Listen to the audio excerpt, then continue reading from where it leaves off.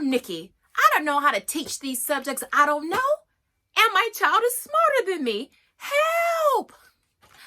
Let's talk about it.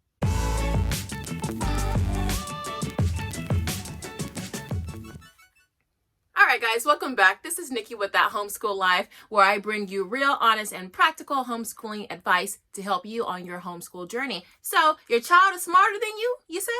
And you don't know how to teach the subjects that your child is learning, you say? I got something for you. Now, we're going to jump right into this because this is something that scares lots of parents away from homeschooling. But let me tell you right off the jump, in public schools and in universities and colleges, teachers, professors, they are faced with this dilemma all the time. It's a dirty little secret. A lot of those teachers, a lot of those professors don't know the subject that they are tasked with teaching their students. So let's jump right into it. So I have 5 tips that will help you to teach the subjects that you know nothing about, or you learned it back in high school and you totally forgot about it. Okay, now before I start my tips, I want to stress this. No matter what you do with your children, do not be dishonest with them. And do not try to cover up your lack of knowledge.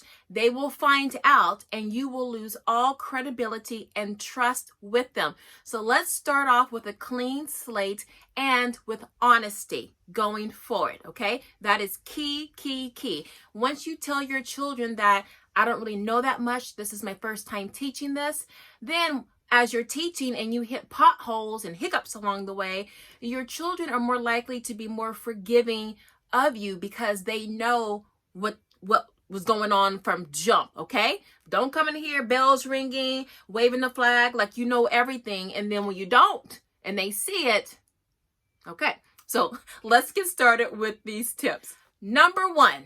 Now this is the reason why I'm making this video. Number 1, stay humble. You cannot teach everything in the world to your child by age 18.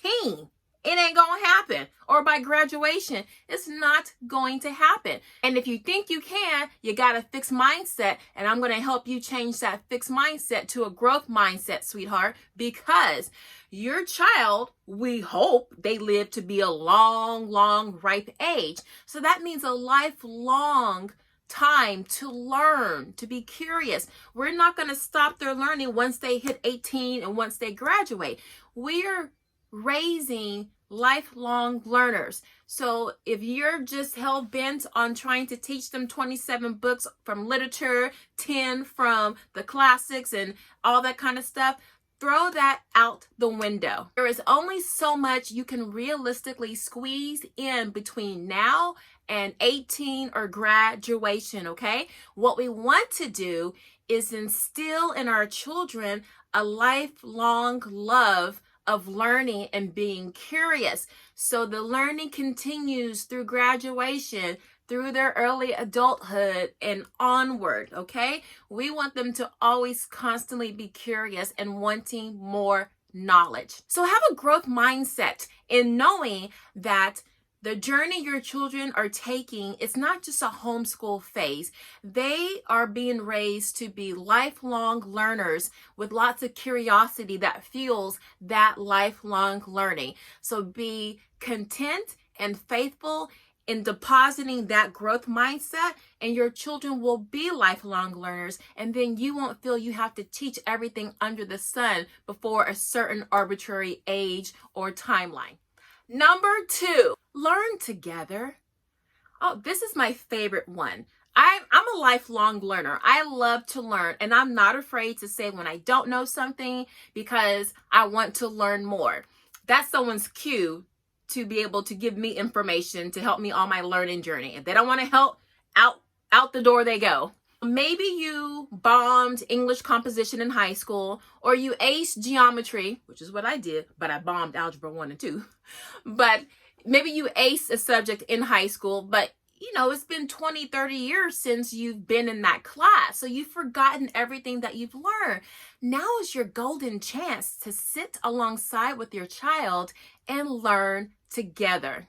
Become a student yourself. As a matter of fact, model lifelong learning right in front of your child. When your child sees you at age XX, insert your age, when your child sees you learning alongside with him or her, they're going to remember that, and they're going to know that it's okay to be learning something, always learning something, no matter how elementary it might be. You're open to growing, and learning is growing. And when we talk about a growth mindset is not just about possessing information. The growth mindset by Carol Dweck hammers in that the real great growth mindset is the process, being in the process and wanting to learn and wanting to get better, and knowing that another day is another chance to improve myself. So we want to foster that growth mindset by learning alongside our child. So number one, they see that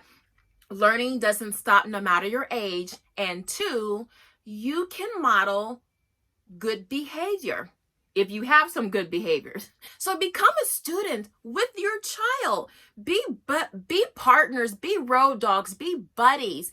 Take that journey together. So you're modeling lifelong learning here. Your child's looking at you at an older age, and they're seeing that, oh, mom or dad or auntie or uncle, they're still learning. They're not ashamed to be learning. It's a badge of honor to be learning. That's a growth mindset, to constantly always be learning and growing every day. So both of you, do your English lessons together. Do the math lessons together. Do the spelling lessons together. Chances are you're going to learn something or relearn something. Sometimes you learn something one way and then you come back to it later on and you realize you have more insight, or you just figure out, oh, I learned it this way, but I like this way better. So there are epiphanies for you as well. And you just might get a better perspective on the subject. And then if you have additional kids coming up the pipeline, you'll be ready for those children. So it's worth it to sit down and learn together with your children. Number 3. Nikki, I don't have time to learn together with my children. I'm going through morning sickness, or I work from home, or I have this or that. Okay, I got you. I understand. We all have phases in life. Number 3 is outsource the work. Okay? Nothing wrong with outsourcing. I'm doing that right now as we speak. Some of my favorite online platforms or learning platforms are Outschool.com, Online G3, Athena's Academy, Homeschool Spanish Academy. There's for middle school and high school, you have Wilson Hill, you have Blue Tent, you have Clover Chemistry, you have PAH Homeschoolers. Oh, I need to do a video on middle school and high school online courses. There are so many reputable, very great sources out there where your child can be in the presence of an expert and still continue their learning. Derek Owens is another one. Mr. D, those are math resources. You can outsource this information, and in a lot of cases, you can have a teacher, someone else teach your child, and then you can also still learn with them, especially if you're taking a certain kind of online class, whether it's live or if it's a delayed recording. Now with outsourced teaching, this is perfect. This is an ideal time to teach those life skills. We're talking about goal setting, how to plan, how to prep and prepare for, upcoming tests and quizzes. We're talking about accountability, learning how to work a schedule, what to do when you're behind in a schedule or when you're ahead. There are so many life skills built into your child when they're taking classes outside the house, when they are accountable to someone else. Just make sure, don't do what happened to me. Just make sure you are checking up on your child's work to make sure they're not getting behind and they're staying on top of their work, their assignments, and their tests. Ask me how I know about doing all of that. But using those online or outsourced resources, whether it's a live class they go to down the street or something online, those can be a really great resource for teaching your child subjects you don't want to teach, or you just have too much going on to teach. Number 4, teach them how to learn. There's this old adage, give a man a fish, he'll eat for a day. Teach him how to fish and he'll eat forever. And this should be number 1. If you teach your child how to learn, they go off into the world and they can do anything because they have that solid core foundation of how to get information, how to decipher that information, how to analyze that information. And then, most importantly, how do I respond? Not react. How do I respond to this information? And how is that going to affect my relationship with myself, my relationship with the world, my relationship with others? All of that. Yes, all of that comes into play when you're teaching your child how to learn. Now, the problem is we're not taught how to learn. It's pretty abstract. And I do have a couple of, actually, I'm going to do a video on how to learn because there is a process. There are lots of things that come into play, executive functioning skills, certain skill sets, and you want to marry those two together. And actually one more thing too, you want to marry all of those things together, and then you take off into the world and your child is able to come up against anything in life and be able to, if anything, take the initiative to figure out how to change a situation, how to improve a situation, how to gain more knowledge in a situation. So that's a lifelong skill. Those are lifelong skills that we want to instill. So don't just teach them what you know. We don't want to limit them. We want the whole world to be their school. Show them how to hustle for the knowledge.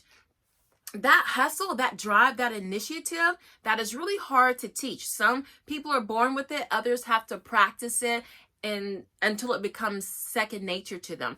But if you teach that now, taking initiative is actually the first step into teaching how to learn. If you don't want to learn, if you don't want to take the initiative, then everything stops. So the first step is initiative. So when you're teaching them how to learn, you want to start with take initiative. How do you do that? Well, you want to give them lots of sources or resources or references they can get to jumpstart that initiation, right? If they don't know where they want to learn, but they don't know where to go, where to find this, then they're like, oh, they just throw their hands up in the air. But if you give them go-to places or go-to books or references to at least jumpstart the learning, then they're not going to be hampered with, well, where do I go? What do I do? How do I know? They already know, and then they just start their path. And they go down those rabbit holes and more rabbit holes, and they're gaining and learning and adjusting. It's a beautiful thing. So they should be acquainted with traditional resources and how to use them. That's going to be your dictionary, your thesaurus, your atlas, maps, the library, all of those traditional resources. In our house, we have 6 different kinds of dictionaries. We have a dictionary for science, for math, for synonyms and antonyms. We have Webster's, we have Oxford, we have so many different kinds of dictionaries and thesauruses, or thesaurus, however you say it. So those are your traditional references. And then you have the newer references like your search engines and Siri and all of that tech stuff. Show them how to use those resources.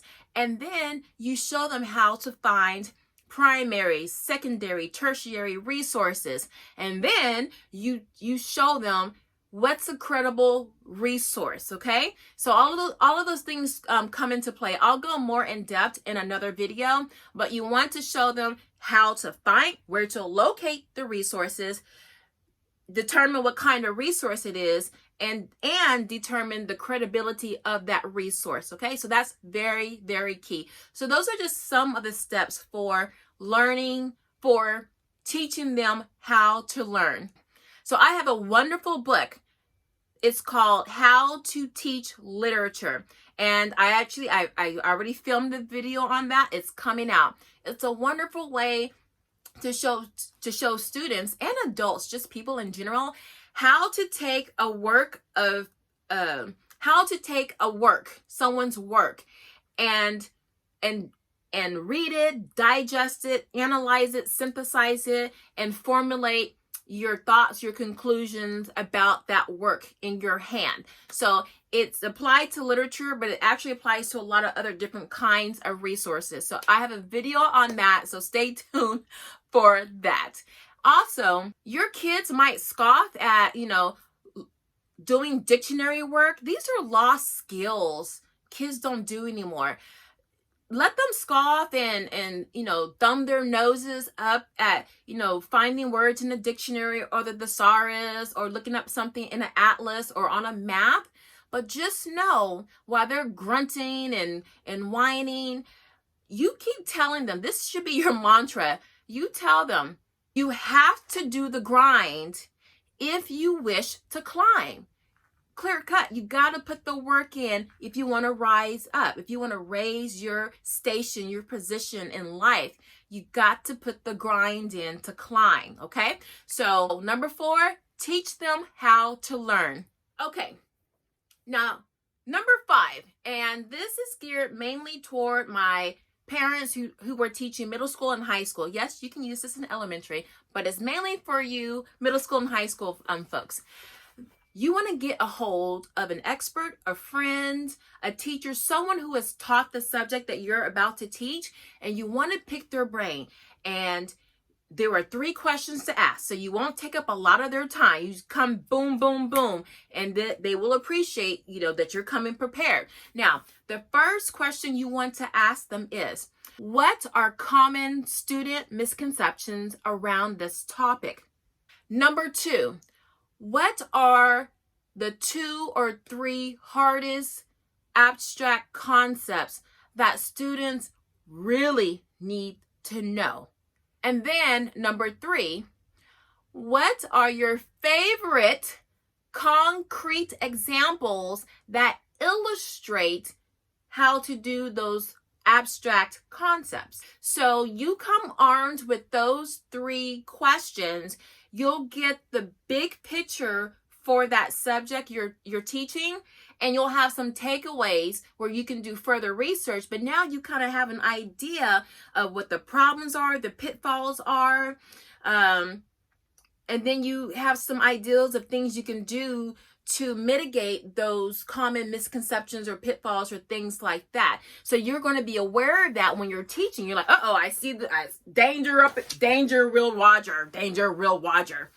So you see the landmines up ahead because the teacher or the friend or the expert told you. Now you know to get ready for that. So that is 5. Get hold of someone who has taught this subject before, or who has a lot of knowledge about it, and pick their brain. And now you're armed with a lot of information. You've X'd out a lot of time you have to spend trying to gather the resources and figuring out the key concepts, with that subject, and what's going to be really hard, what trips up a lot of kids, and then, what are things that really help the kids. So now you got it all packaged together. So that's it. Those are my 5 tips for how to teach subjects you don't know nothing about, baby. Those are my 5 tips.